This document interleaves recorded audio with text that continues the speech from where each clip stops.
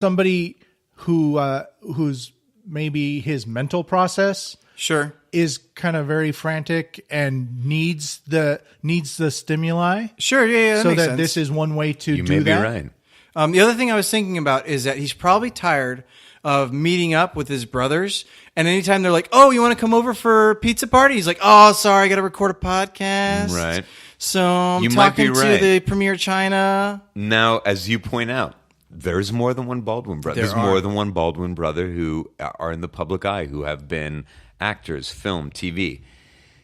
Doug, have you ever worked with a Baldwin who wasn't Alec? And can you name his three other brothers? Predominant. Well, I can name them, no problem. Okay, go for it. I can tell you. Okay, so him. Billy, who Yes. was considered the young, good-looking one, Okay. currently has a reoccurring role on. Is that the remake. Sliver Baldwin? Was he the one Sliver? Yeah. Okay. Was it No. Silver? Wasn't it called Silver? No, Sliver. Sliver. I thought that was Sliver. Steven. Oh, I have no idea. That's why I'm asking. I have no idea. No. For those of you anyways, who don't Billy. know, it's an early 90s movie about a high-rise that has cameras in it. No, that's everyone. Billy. Go watch That the is trailer. That's Billy Baldwin. So he's Okay, currently a recurring role on the reboot of MacGyver. Oh, no shit. Yeah. Okay. And Didn't even know then there was Brandon, were you aware there was a Steven, reboot I of was MacGyver? not aware of that. Okay, And I thank don't you. like There it. you go. Well, Stephen Doug's the guy to Baldwin- go to for TV stuff. Stephen Baldwin, not much. I don't think a lot of acting recently. Is probably more famous right now for the fact that his daughter is married to Justin Bieber. Oh, didn't know that either. Yes. I And know then- nothing about any of this And stuff. then Adam clearly. Baldwin Yes. is the older brother who did some. I know you and I saw him in some bad, like, I don't know if it was a Steven Seagal movie, Okay. or something like that. I don't know if he's currently acting or not, Right. but those are the brothers. And what about Daniel? No, there is no Adam I Baldwin. didn't think so. I was like, there's an Adam Baldwin. There's I not didn't an know Adam- that Oh no, either. that's Adam Baldwin's a different actor. I think you're thinking I'm of the sorry, actor I'm thinking from- of Daniel from Adam Baldwin Serenity? from Serenity. Got it. Yes. So Yeah, Daniel Daniel, Baldwin. yes, Sorry. has been in. I know Daniel. at least one shitty action film that Yeah, we've seen. No doubt that we've about it. seen. Yeah, I'm sure we saw it together. But I'm sorry, Daniel Baldwin. All right. Well, Doug, because we are our world is blessed with a preponderance of Baldwins. That's like too much Baldwin information for one person to know, right? Oh, Doug, there's going to be a lot. We're going to find out just how much you know Oh, no. when we play Which Baldwin for the Win. Oh, I think I'm going to do really well I on think this. you're going to do really great. Brandon, Yes, sir. with 0 Hayes, Yes. 0 Wells, and 0 O's. You can't say well, hey, oh. You can't go well and start singing or hey. And Do start I have singing. to sing again? You wait. Yes, you do. Wait a minute, but you're not gonna. So we're just tightening it up. Okay. And with efficiency as your Okay. guide, please give us a theme for Which Baldwin for the Win. Well, Fuck John, you, Brandon. Don't say well. the other problem I have is we skipped our star rating. Oh my gosh. 1 to 5 stars. What would you give Here's the Thing with Alec Baldwin? Sadly, I'm only going to give it a 2.5. Oof, that's pretty harsh. Okay. It is, but again, I think if they like had a both C+. been like the first one, I would say I would have given it a higher score. But Okay. because of the two, and again, I feel bad because there's there's from the interview, because I don't know much more about Questlove than the fact that he's Jimmy Fallon's musical guest guy. That is one of the things he And does. I actually enjoy. Yeah. I don't That's watch what you talk know shows. about Questlove. That's fair. That's and fair. which is It's very high profile, I get certainly. that means I know nothing about Right. Questlove. The same way that And- John didn't know about Blake Lively or Anna Right. Kendrick. Right. So, you mean based on country that- star Blake Lively? Just our Blake Lively. Yeah. I'm going to say 2.5 because I had no desire to listen to another. Sure. John? You know, of the interview shows I've listened to, one of the things I frequently like least, or the element I'm most likely to have a problem with, is the interviewer. Mm-hmm. And I genuinely, again, this is not I don't know him as a person. We all Obviously. know, famously, he's been a difficult human being in the world.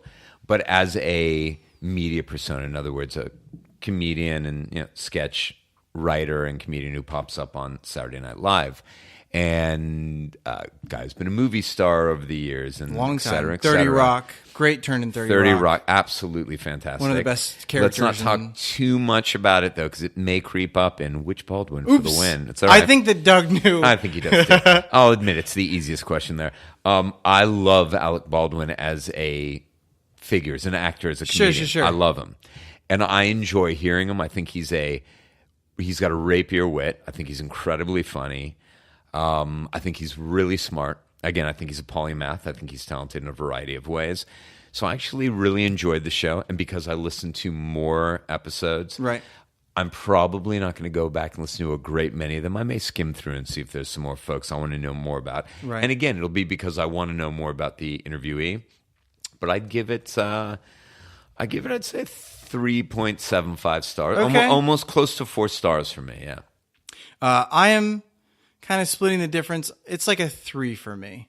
I'm never going to listen to this again because I just don't know if I need another interview show. Maybe I'm Right. getting burned out on interview podcasts. Okay. Because the big draw, it seems, is that it's Alec Baldwin getting whatever guest he wants. Sure. But then it seemed like it was sort of easy conversation. And I think the reason why the Tom Six was so interesting is because he was somebody so different than the normal circuit of people that Right. go on these interview shows. Because that's the other thing is I didn't notice anybody pushing a product.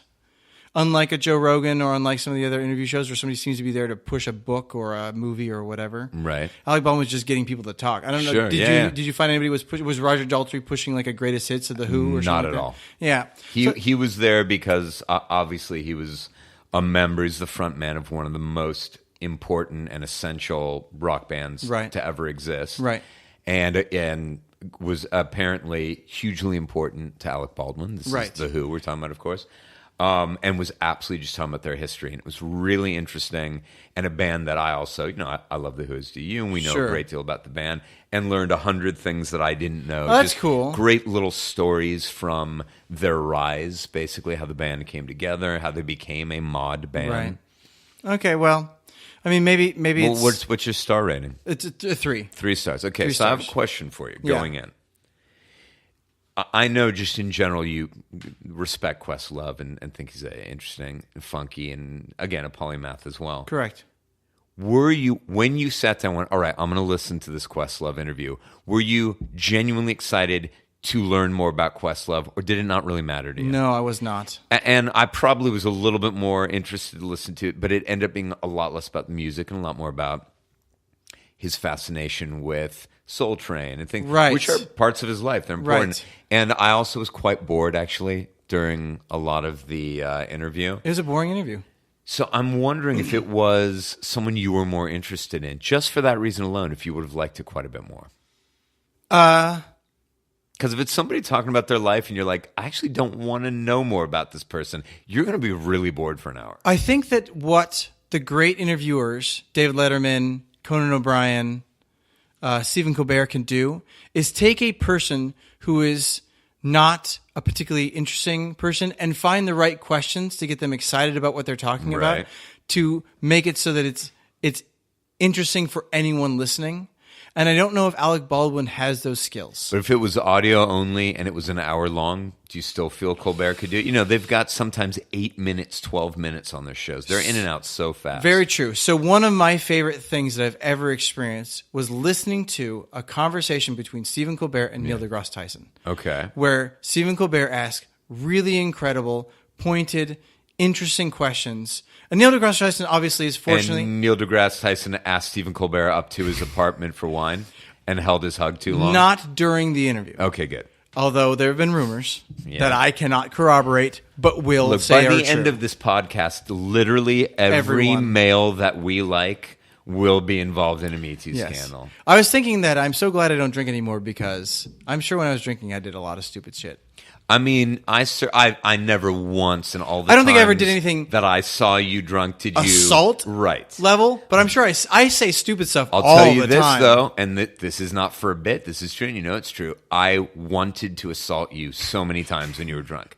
The number of times that only my love for you kept me from knocking you straight the fuck Which out. maybe I should have. So I like you much better when you're not drinking. Too. Yeah, me too. So that's my feeling on Alec yeah, Baldwin is okay. that I don't think that he has the skills to elevate a boring conversation right. into something interesting. But if something's interesting, he'll be able to keep up, and he does his research well. And so I don't think that That's a great metric, by the way, that you've come. I love that idea that is this person a good enough interviewer to take what is otherwise a boring interview and make it interesting no matter what? Because I think Oprah you might can. be right. Because Oprah took like the Eisenstein and I think Ram Dass are both people that it would be tough to find interesting, and she found a way to make it so that I actually cared about what they were talking about. For Ram Dass, she just did the talking for him. Yeah, exactly. Mm-hmm. But again, anyway. Yeah.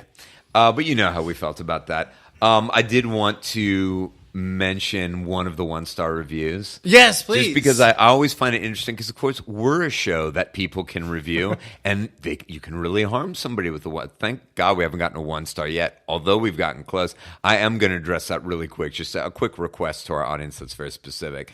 But this one is called, it's from March 10th, 2014. So I was curious after I read this, well, what was happening in the feed of Here's the Thing around March 10th of 2014?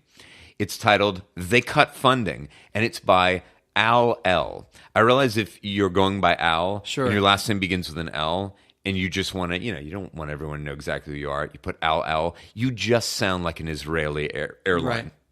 So this was by the Israeli airline Al L. The reason it's 1-star, of course, that's why I'm reading it. The reason there are no new shows is because funding was cut for the show. This is retribution for comments Alex supposedly made that he claims he did not. Great podcast, but stop pawning off this old stuff as new. Bring back Alec, please. There was never a break at this time. Oh, wow. 3 days before this and 7 days after, there were new episodes and continued to be for 4 years, right up until this week. And by the way, this comes out twice a month. Right. So 2 episodes a month. I don't know what Al was so upset about. It may also be the thing, like, if you remember from Criminal, I was like, I have no idea when these episodes come out. And then we looked at the website and it was like, oh, it's very clear how they distribed these episodes. Right. So maybe he like I am just a fool. Maybe. He seemed upset, and there was this interesting kind of subterfuge that he had said something and now he's lost his funding and support. I know. It appears none of that happened. Very strange. And, it sounds like he's trying to support news, Alec buddy. Baldwin, and you gave him a 1-star, which is like the worst possible way to support him. Doug, can I read this one other one? Because John, we're not going to stop you. Just wait a minute. Listen to this.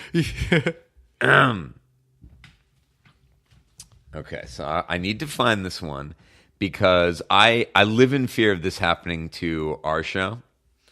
Oh shit, where was it? This is great. Give me a minute. No, this is giving me time to write the song. I know. So at least I've got. It's still going to be bad, but at least I can prep it a little bit. 1-star review where the guy just glowingly reviewed the show. I think he just accidentally. There is Click one. the one. I just saw one called "I Want to Punch Alec." I'm going to have to read that because that's the other thing is he's a very divisive political figure, and so I'm kind of because he famously was like, if blah blah blah gets elected, I'm leaving this country. I mean, let's be honest. We started our podcast with you guys berating him for something that happened 20 years ago.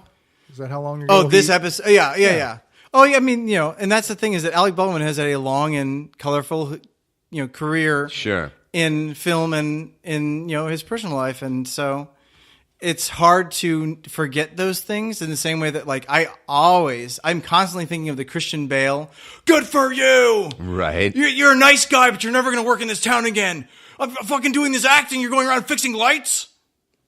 Which is, I hope you remember that. I don't know if that works for anyone. I do. I remember that. I remember the apology tour that followed it as well. You guys, can I read the review? Stop asking us. I want to punch Alex.